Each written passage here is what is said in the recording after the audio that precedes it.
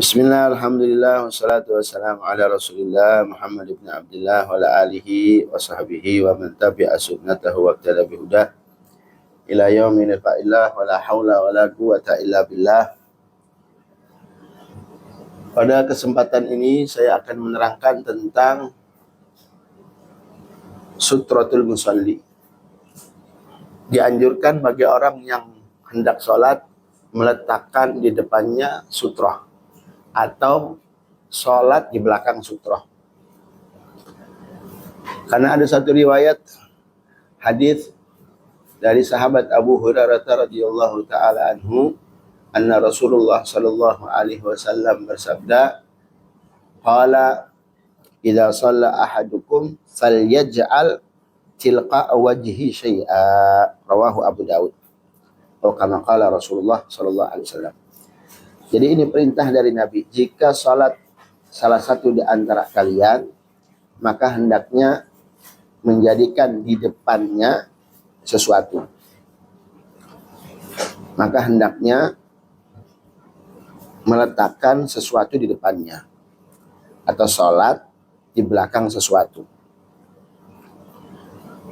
Artinya diletakkan di depan orang yang salat. Maka dari itu sunnah yustahabbu likulli man arada an yusalliya walau sujuda tilawatin aw syukrin an yaj'ala amamahu sutrah. Maka dari itu sunnah bagi orang yang hendak salat untuk meletakkan di depannya itu sutrah.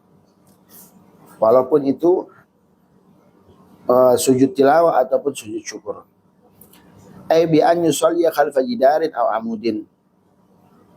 Maksudnya dia sholat di belakang tembok ataupun di belakang tiang.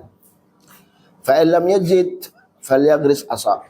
Jika dia tidak mendapati jidar ataupun tidak mendapati tiang, maka hendaknya dia meletakkan tongkat di depannya.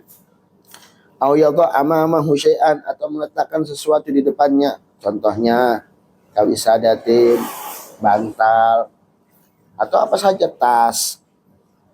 Karena itu sunnah perintah dari Nabi Muhammad sallallahu alaihi wasallam. Fa in lam yajid, sekarang jika dia tidak mendapati itu semuanya,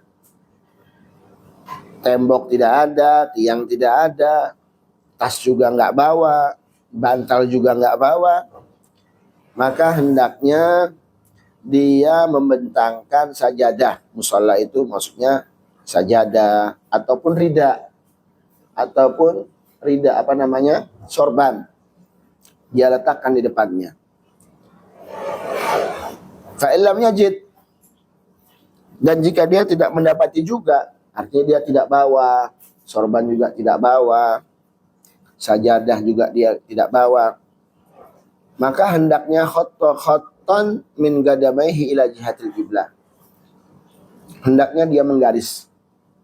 Dia bikin garis dari mulai kakinya ke arah kiblat. Apa sih tujuannya? Tujuannya agar supaya orang yang lewat tahu bahwa dia lagi sholat. Wala takfil bisat ay al-gatifah al-mafrushah fil masjid anis sutrah li'annaha la takun sutratan lil waqif 'alaiha. Sekarang ada pertanyaan. Apakah karpet yang sudah dibentangkan di masjid ataupun di mushola, apakah itu sudah mencukupi untuk kita jadikan sutrah? Tidak cukup.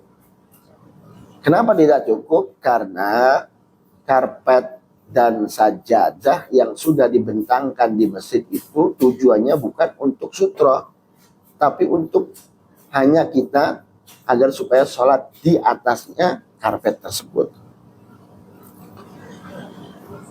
Setelah itu, kalau sudah kita meletakkan sutra di depan, ataupun kita sholat di belakang jidar, amud, ataupun kita ada tongkat, ataupun ada tas, maka haram wa yahrumu 'alal insani an yamurra bainal musalli wa bainas sutrati. Haram bagi seseorang melewati orang yang sedang sholat, antara orang yang sholat dengan sutrahnya. Artinya orang yang sholat dengan meletakkan sutrah.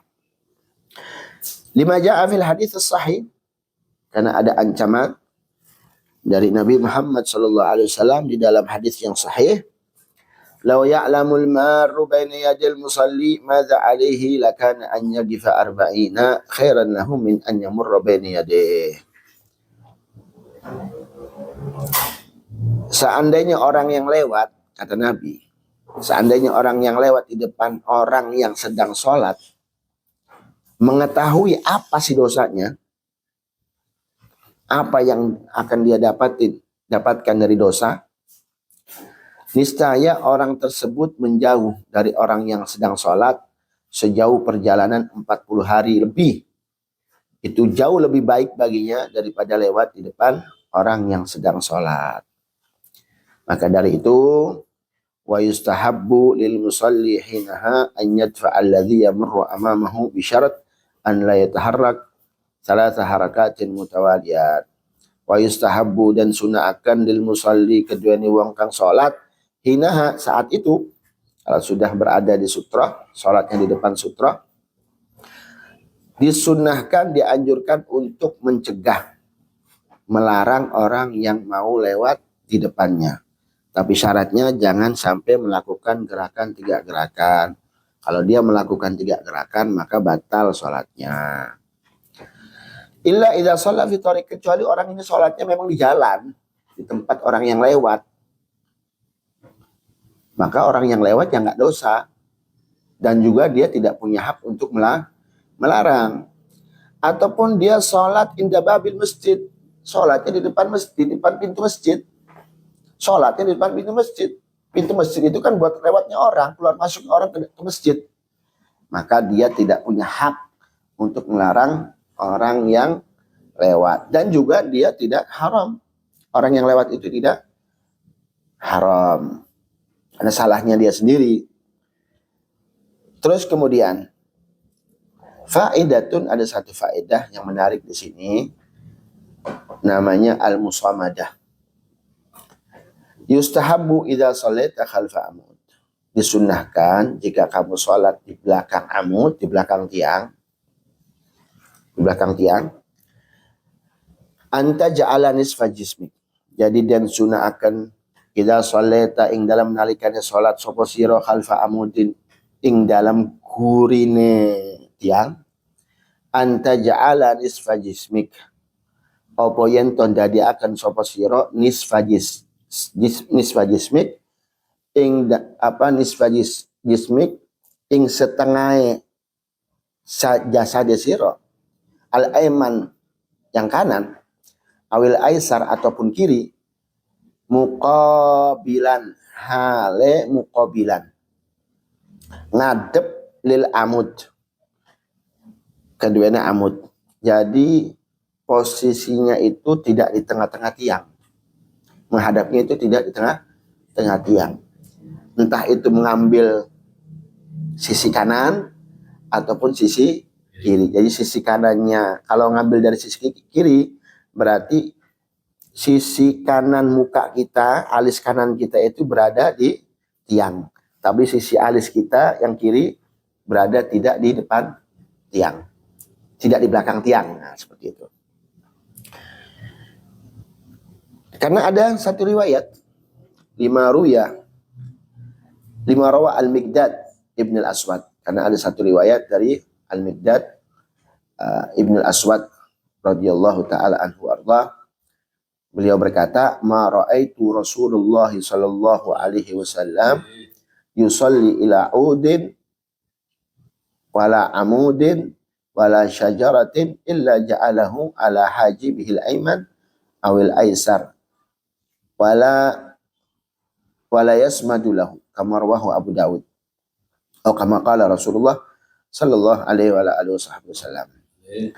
Kata sahabat Miqdad Ibn Aswad, aku tidak pernah melihat Rasulullah sallallahu alaihi wasallam salat menghadap tongkat, tiang ataupun pohon, kecuali beliau mensejajarkannya dengan alis kanan ataupun alis kiri. Jadi entah itu kadang di posisi sebelah kanan, ataupun sebelah kiri tiang. Tidak lurus menghadap apa? Menghadap tiang. Nah, itu hadis yang diriwayatkan oleh sahabat Miqdad Ibnu Aswad.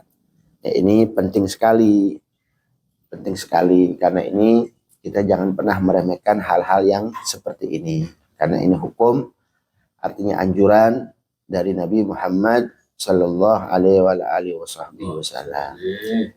Karena kita ini kadang suka meremehkan hukum-hukum yang seperti ini, suka masalah begitu doang, masalah mengkonon belah kok dipermasalahkan. Ya, ini adalah perintah Nabi dan ini hukum dari Nabi. Jadikan semua apa yang semua yang diucapkan oleh Nabi, semua yang dilakukan oleh Nabi itu, kalau sunnah jangan kita pernah anggap remeh. Itu sunnah Nabi. Kalau bisa, itu sunnah Nabi. Saya harus bisa melakukannya. Nah, kalau seperti itu, insya Allah kita dapat nadrah langsung. Kita dapat penglihatan khusus dari Nabi kita Muhammad Sallallahu Alaihi Wasallam. Amin. Ya Rabbal Alamin. Mudah-mudahan manfaat apa yang saya sampaikan ini mudah-mudahan bisa kita amalkan. Amin ya Rabbal Alamin.